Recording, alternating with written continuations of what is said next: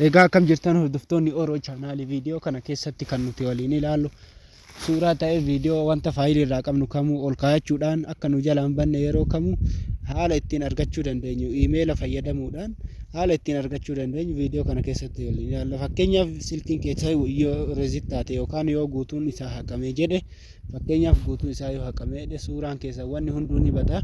Gaafsan ammoo iimeela fayyadamtanii waan tokko banattanii jechuudha. Akka yeroo booda deebitan wanta sanirraa argachuu akka dandeessu haala kamiin akka itti gochuu dandeessu. Jalqaba irratti pileestoorii jala ni seentu. Pileestooriin keessan banaa ta'uu qaba jechuudha. Pileestooriin appilikeeshinii adda addaa irraa buufanna waan ta'eef egaa pileestoorii gubbaa seentanii Google Drive jettanii barreessitu jechuudha. Google Drive erga jettanii booda kunoo isinii dhufa ni tuyxu.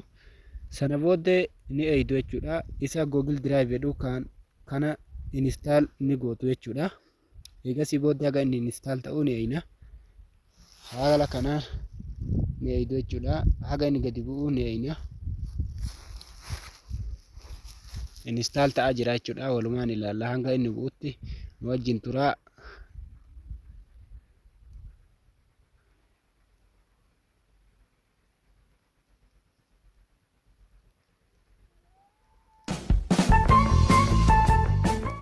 Kalaas amma dhumee jira. Installing ta'aa jira jechuudha. Gadi bu'aa jiraachuu bu'eera waan ta'eef bu'aa jira. Nu walumaan tura hanga inni bu'ee jedhutti open goonee keessa seennee waliin ilaalla. Fakkeenyaaf kun amma bu'ee jira. Open goonee keessa seennaa jechuudha. Install nuuf ta'ee jira. Keessa seennee erga jennee kunoo haala kanaan nuuf dhufa. Iimeela qabaachuu qabdu jechuudha. Asirratti iimeela akkaataa itti banan viidiyoo biraa barsiisee jira waan ta'eef seenaatii viidiyoo keenya irraa baradhaa. Iimeela kana kunoo fakkeenyaaf iimeela kana jijjiiruu barbaada jechuudhaan fakkeenyaaf iimeela kanatti jijjiirachuu yoo barbaade iimeeluma kana irratti gad tuqaa jechuudha. Iimeela kana ammoo haalli ittiin banattan viidiyoo biraa keessatti barsiisee waan jiruuf seenaatii viidiyoo kana karaa irraa ilaalaa isin jedha. Fakkeenyaaf bakka ida'uu san tuyxu jechuudha. Wala bakka ida'uu san erga tuyxanii foolder kadhu kana yoo barbaadan upload gootu jechuudha. Fakkeenyaaf upload godhee isin ilaalchisa. Fakkeenyaaf galarii jalan dhaqaa jechuudha. Amma fakkeenyaaf galarii jalan seenaa. Ka galarii jala dhaqee wanta achi jalaa qabu asirratti ol fe'aa jechuudha. Fakkeenyaaf footoo tokko asirratti ol fe'uu yoo barbaade fakkeenyaaf footoo kana fe'uun barbaada. Footoo kana irratti gadiin tuqaa jechuudha. Ofii isaatiin isiniif upload ta'aa jechuudha. Fakkeenyaaf amma upload ta'aa jira jechuudha.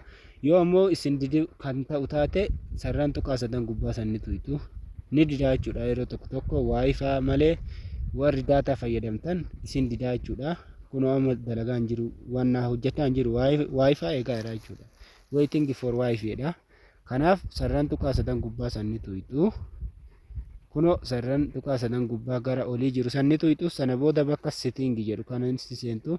Scroll gochuudhaan transfile only wifi kadhu kana irraa cufuudhaan daataadhaan akka itti upload godhu ni taasiftu jechuudha. Amma kunoo reesam kadhu kana kunoo amma hojjetaa jira jechuudha.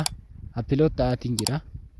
Hanga inni upload ta'u walumaan ilaalaa jechuudha. Fakkeenyaaf amma gadi refresh gadi goonaa jechuudha. Yeroo tokkoof refresh ho'itti nu goone kunoo ofii isaatti upload ta'ee jira jechuudha. Uploaded one files jedhee jira.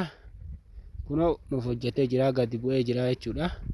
Isa kana irra gadi tuqnaa jechuudha. Amma fakkeenyaaf mee footoo kana maxxanseetiin jira jechuudha. Asirratti upload naaf ta'ee jira jechuudha.